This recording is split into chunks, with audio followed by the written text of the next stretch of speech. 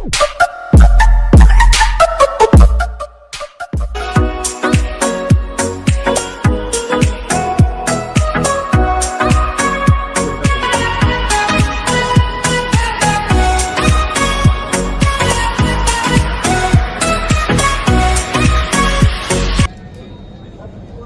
Sir, आम्ही lightning app जबर umbrella बनवली शेतकऱ्यांसाठी. थंडर शेड म्हणजे मेघगर्जना राहील ती पण शेतकऱ्यांसाठी. शेतकऱ्यांचं विजेपासून संरक्षण व्हावं ही आमची मेन बाब आहे सर. याआधी आम्ही लाइटनिंग अरेस्टरचा वापर केला आहे सर. लाइटनिंग अरेस्टरचं काम काय असतं, पर्टिक्युलर एरियातनं वीज शोषून डायरेक्ट जमिनीत सोडतो. इकडे आम्ही एक आर्थिंग रॉडचा वापर केला आहे सर. त्यामध्ये कसं आहे, ही आता आम्ही 13,000 व्होल्टेज पर्यंत वीज तयार केली. लाईट फ्लोईंग म्हणजे ही वीज पूर्ण आर्थिंगच्या संकल्पनेनुसार जमिनीत जाते. त्यानंतर सर हिला आम्ही मल्टीपर्पज केलेली आहे. हिच्यामध्ये पहिलं फंक्शन आहे, आम्ही लाईट दिला आहे सर. काही बघण्यासाठी जर त्याला लाईट लागत असेल त्याच्यासाठी आम्ही हा लाईट दिला आहे सर. त्यानंतर सर आम्ही इकडे एक समोर पण एक लाईट दिला आहे सर, म्हणजे पुढचं बघण्यासाठी काही लाईट लागत असेल तर पुढचं बघण्यासाठी.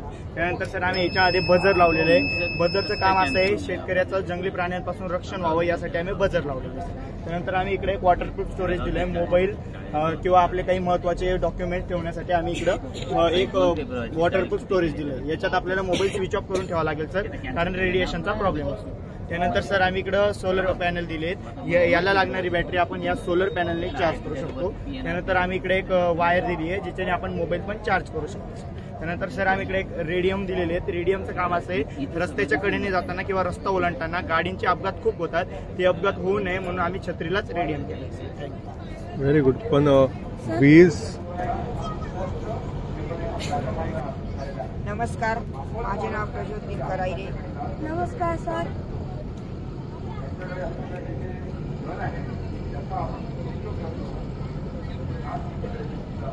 नमस्कार सर, माझे नाव प्रज्योत दिनकर आयरे. नमस्कार सर, माझे नाव यश दुर्गादास बांबरे.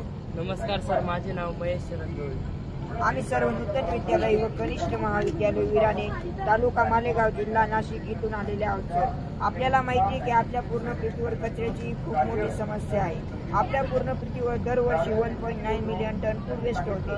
त्याच्यामध्ये 45% हे व्हेजिटेबल आहे आणि 35% सी फूड आहे. ते वापरात कसं आणायचं, कुठेही न फेकता त्याचा उपयोग कसा करायचा ते आम्ही आमच्या प्रोजेक्टच्या माध्यमातून सांगितलेले आहे. सर्वप्रथम सर, जो या फॅक्टरीपासून जो कचरा निघेल या गाडीच्या मदतीने क्रशरपर्यंत आणला जाईल. इथं आम्ही एक क्रशर बसवलेले आहे आणि ते 2 पार्टमध्ये डिवाइड केलेले आहे, एक ओल्या कचऱ्यासाठी आणि एक सुक्या कचऱ्यासाठी. म्हणजे घरापासून अन्न पदार्थ व इतर टाकाऊ पदार्थ, दुकानापासून जे निघतात याचं प्लास्टिक या डस्टबिनमध्ये टाकल्यावर या कन्व्हर बेल्टच्या मदतीने तोही कचरा या वेस्ट स्टोरेजमध्ये जमा होतो. जमा झाल्यानंतर या सक्शन पाईपच्या मदतीने तो कचरा या क्रशरपर्यंत पाठवला जातो. क्रशरमध्ये जो सुका कचरा आहे तो क्रश झाल्यानंतर त्याची बारीक पावडर होते. त्या पावडरपासून आपण रस्ते, ब्लॉक, विटा असे नवनवीन बनवू शकतो. जो सुका कचरा पासून बनवू शकतो. जो ओला कचरा आहे तोही क्रश केला जाईल. काउडंकडे सुका ओला कचरा मिक्स केला जाईल आणि तो सडवला जाईल आणि त्याच्यापासून आपण बायोगॅस तयार करू शकतो. आम्ही इथे एक बायोगॅस तयार केलेला आहे सर.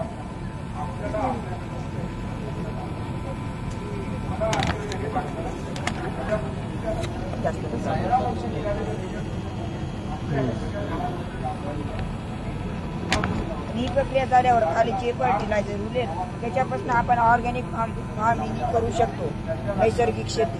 पण जो आपल्याला माहिती आहे की सर, आपल्या पूर्ण पृथ्वीवर अजून एक मोठी समस्या म्हणजे ई वेस्टचा उपयोग आपल्या देशात फारसा झालेला आहे. आज एका जणाकडे 2-2 मोबाईल आहेत. आपल्याला माहिती आहे तो खराब झाल्यावर आपण तसाच पडू देतो, नंतर त्याचं रूपांतर ई वेस्ट मध्ये होतो. पण तेही आपण पडू न देता त्याचा आपण रिसायकलिंग करून त्याचाही आपण पुनर् वापर करू शकतो. आम्ही अजून एक संकल्पना वापरली आहे, रिड्यूज अँड रिसायकल. रिड्यूज म्हणजे कचऱ्याची घनता कमी करणे, रियूज म्हणजे त्याचा पुनर्वापर करणे, रिसायकल म्हणजे पुनर्चक्रीकरण करणे. म्हणजे आपण सगळ्या पद्धतीने कचऱ्याचं व्यवस्थापन करू शकतो. आम्ही 4 ते 5 संकल्पना वापरलेल्या आहेत सर आमच्या.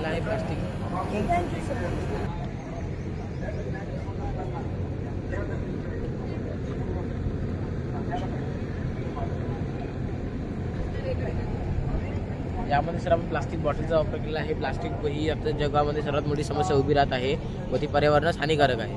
त्याऐवजी आपण त्याच प्लास्टिक बॉटल्सने आपण पर्यावरणास कशी आपण सुरक्षित करू शकू याचा प्रयत्न आम्ही साधासा प्रयत्न केलेला आहे. त्यामुळे प्लास्टिक बॉटलचं एक कंपाऊंड म्हणून घेतलेलं आहे, जेणेकरून झाडाचे संरक्षण म्हणजे ट्रिगार्ड तयार होत आहे. आणि त्यामध्ये आपण वॉटर सर्क्युलेशन सुद्धा चालू ठेवलं आहे, जेणेकरून झाडाला सतत पाणी भेटत राहील. हायवेच्या किनारी पाण्यात म्हणजे टँकर साहाय्याने पाणी पुरवले जाते आणि म्हणजे अतिशय कमी पाणी झाडांना भेटते किंवा बाकी पाणी वाहून जाते. असं न करता आपण या उपकरणाचा वापर केला तर 50-60 लिटर पाणी एक वन टाईम वाहू शकतो. हे लाल कलर देण्यामागचं कारण काय? सर जेव्हा अपघात सुद्धा टाळू शकतो.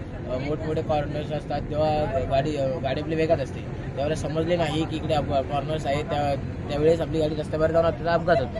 त्यावेळी आपण ह्या रेड कलरवरती त्या ब्लू कलर मारला आहे. ब्लू कलर मध्ये चांगला रिफ्लेक्ट होतो, पण रेड कलर त्याने चांगला रिफ्लेक्ट होतो, पण त्याने फोटो काढले नाही.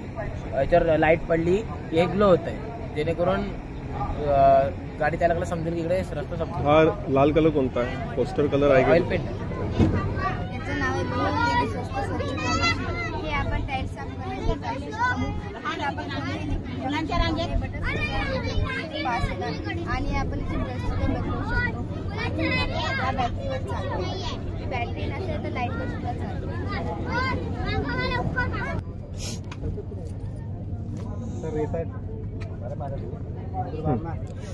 जेव्हा अचानक गॅस लीक होतो त्याच्यासाठी इथं गॅस सेन्सर आहे. जर अचानक गॅस लीक झाला म्हणजे हवेच्या 10 लाख पार्टिकल मध्ये 100 पार्टिकल जरी गॅसचे राहिले तरी या सेन्सर त्याला डिटेक्ट करून शॉर्ट मध्ये सांगितलं आता म्हणे शॉर्ट मध्ये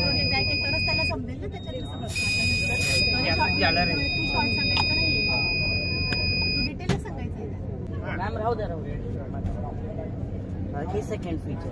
थर्ड, अचानक काय मागून टोकून जातं, त्याच्यावर काय म्हणून मागं रडार बसवलंय, आयर लाईटवर काम करतं. जर मागून काय अचानक आलं तर त्याला डिटेक्ट करून सूचना 15 फूट.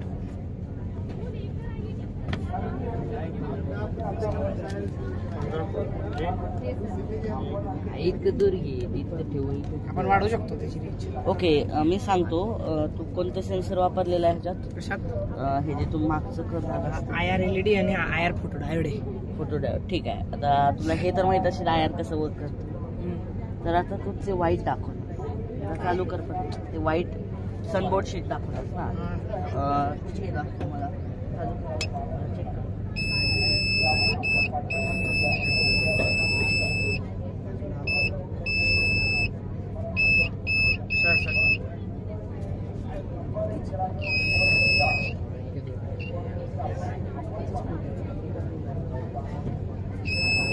वाढवू शकतो.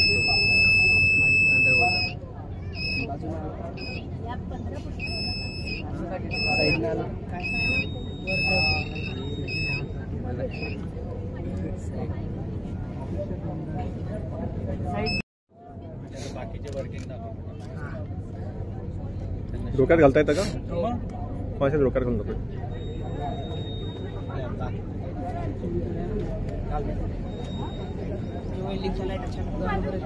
इथे बघ, इथे बघ दाखव. स्क्रीनचा काय यूज आहे? एलसीडी फ्लॅप येतो, जो लाईट वेल्डिंग छान येतं. वाहनाच्या हेडलाईट अचानक डोळ्यांवर येतो, त्याच्या डोळे दिसता. यावर काय म्हणून फ्लॅप दिलाय. जर लाईट अचानक आला फ्लॅप काळा होऊन जातात, डोळे दिसत नाही.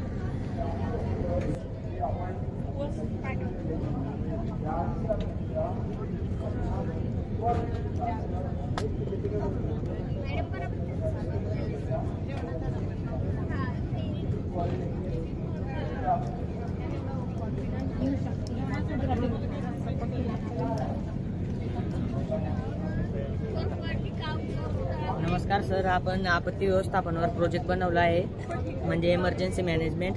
अचानक पाऊस आला की काय होतं, आपलं जे धान्य मार्केट असतं, धान्य मार्केटामध्ये सगळं उघडं पडलेलं असतं आणि आपले कपडे पण नसतात. मग अचानक पावसामुळे काय होतं, ते सगळं ओलं होतं आणि आपलं लाखो रुपयांचं नुकसान होतं. मग आपण ते सगळं विदाऊट सेन्सर केलेलं आहे. म्हणजे पाऊस पडेल, पावसाचा लोड याच्यावर पडेल, जे कपडे असतील ते ऑटोमॅटिक घरात येतील आणि वरून त्याच्यावर कवडी होईल. पाऊस आल्यावर पावसामुळे कमी वेळेत हा प्रोजेक्ट राबवू शकतो. नमस्कार सर, हा प्रोजेक्ट मी शेतीच्या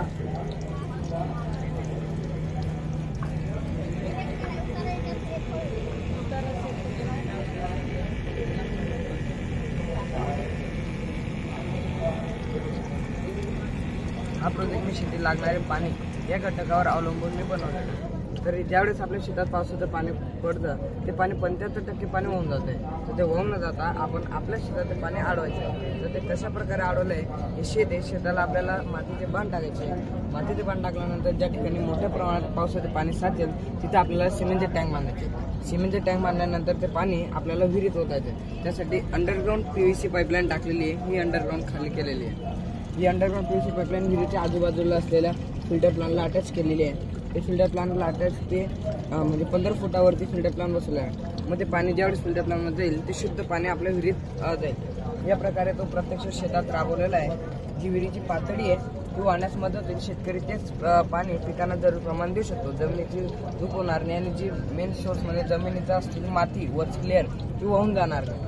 तर त्यासाठी हे बांधकाम करतात. आणि या प्रत्यक्ष शेतात राबवलेला प्रोजेक्ट 2018 साली हा प्रोजेक्ट राबवलेला होता. तर 2018चे फोटो आहेत आणि जस्ट आता 27 तारखेचे फोटो आहेत. 75 फूट खोल आमची विहीर केलेली आहे. आता तिला 55 ते 50 फुटावरती पाणी आहे भरलेली ती विहीर. त्यानंतर बंजर जमिनीवरती आता आम्ही बागायती आणि चंदनाची शेती वगैरे करतो. अशा प्रकारे शेतासाठी लागणारा म्हणजे एकदम उत्कृष्ट प्रोजेक्ट आम्ही केलेला आहे. बोर्ड घेतला, त्याच्यामध्ये विद्युत परिपात जोडून त्याला चावीचं लॉक बसवलं आणि चावी बसवली. अशा प्रकारे मी हा मॅजिक लॉक तयार केला. तर सर, जेव्हा आपल्याला कुठे बाहेर पर्यटनाला जायचं असेल तेव्हा आपली भरपूर घाई गडबड असते. तितक्यातच लाईट गेली तर आपल्याला वाटतं आपण सर्व उपकरणे बंद केली, आपण टाळा मारून निघून जातो. पण जेव्हा लाईट येते तेव्हा विजेवर चालणारी सर्व उपकरणे सुरू राहतात. आणि सर, समजा ते विजेवर चालणारी सर्व उपकरणे सुरू राहिली, आपल्या घरामध्ये उशी उंदीर असतात तर ते वायरी कुरतडू शकतात, ज्याने शॉक सर्किट होऊ शकतं. तो शॉक सर्किट होऊ नये म्हणून सर आम्ही हा मॅजिक लॉक तयार केलेला आहे. हा लॉक आपण आपल्या घराच्या दरवाजाच्या जागेवर बसू शकतो. हे बघा सर, आता हा बल्ब सुरू आहे. पहिला खटका मारणार, मेन स्विच बंद होणार आणि दुसरा खटका मारल्याबरोबर दुसरा खटका मारल्याबरोबर घराला लॉक बसणार. तसंच जेव्हा मी परत घरी घेईन तेव्हा 2 खटके मारल्यावर वीज म्हणजे लाईट परत येणार. असा हा शेवटचा भाग म्हणजे मॅजिक. तर हा तेवढंच सांग ना, माझं नाव सांग, पूर्ण सांग, डेमो दाखव. नमस्कार, माझं नाव हेतवी वसंतराव सूर्यवंशी. मी इयत्ता 9वी शिकते. माझ्या उपकरणाचे नाव आहे long vehicle overtake alert system. आता बऱ्याच वेळा जे लॉंग व्हेकल्स असतात, बस, ट्रक यांसारखे जे लॉंग व्हेकल असतात, मग त्यांच्या मागे ज्या लहान गाड्या असतात, मग त्यांना समोरून येणारी गाडी दिसत नाही. मग ते बऱ्याच वेळा साईडने ओव्हरटेक करतात. ओव्हरटेक केल्यामुळे ऍक्सिडेंट्स होतात. मग ते ऍक्सिडेंट होऊ नये म्हणून आम्ही हा प्रोजेक्ट बनवलेला आहे. याच्यामध्ये आम्ही अल्ट्रासॉनिक सेन्सर यूज केलेला आहे, LCD डिस्प्ले यूज केलेला आहे, Arduino एक्सेट्रा. याच्यामध्ये आम्ही C++ या लँग्वेजची कोडिंग केलेली आहे. याच्यामध्ये आम्ही 30 सेंटीमीटर एवढा डिस्टन्स घेतलेला आहे. जर 30 सेंटीमीटरच्या आत जर गाडी आली, जर 30 सेंटीमीटरच्या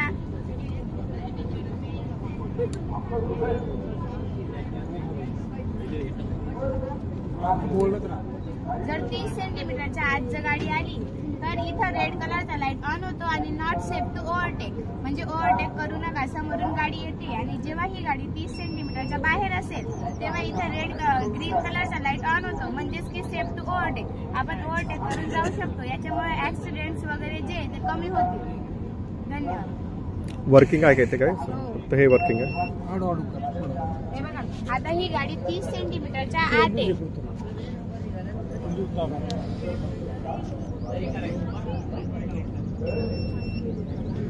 आता ही गाडी 30 सेंटीमीटरच्या आत आहे म्हणून इथं रेड लाईट ऑन होतो आणि नॉट सेफ टू ओव्हरटेक म्हणजे मागच्या गाडीवाल्याला सांगतं की तुम्ही ओव्हरटेक करू नका. इकडनं गाडी येते आणि जेव्हा ही गाडी 30 सेंटीमीटरच्या बाहेर असेल तेव्हा इथे ग्रीन कलरचा लाईट ऑन होतो आणि सेफ टू ओव्हरटेक म्हणजे ओव्हरटेक करू शकता. याच्यामुळे जे ऍक्सिडेंट वगैरे ते कमी होतात आणि आपल्याला परवडणार आहे. जर भविष्यात आपण हे प्रत्येक गाडीमध्ये जर बसवलं तर याच्यामुळे ऍक्सिडेंट वगैरे जे ते होणार नाही. किती आला खर्च? 2000.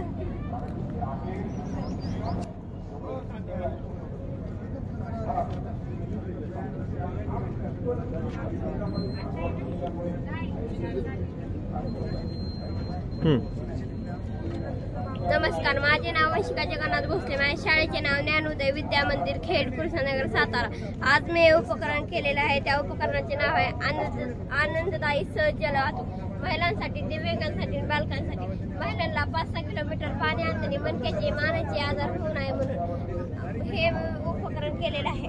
ही टाकी आहे, ही टाकीत 20 ते 22 लिटर पाणी बसतंय. तर त्या टोपण आपण पाणी काढताना ही काढू शकतो आणि काढून झालं की ती टोपण लावू शकतो. ह्याला 2 बेरिंग बसवले कारण का ती जास्त वेगाने पळावे म्हणून. आणि चढाकडे उताराकडे येत आणि जास्त वेगाने त्याचा लोड जास्त झाला तरी जास्त पळू नये म्हणून मी इथं ब्रेक लावलेला आहे.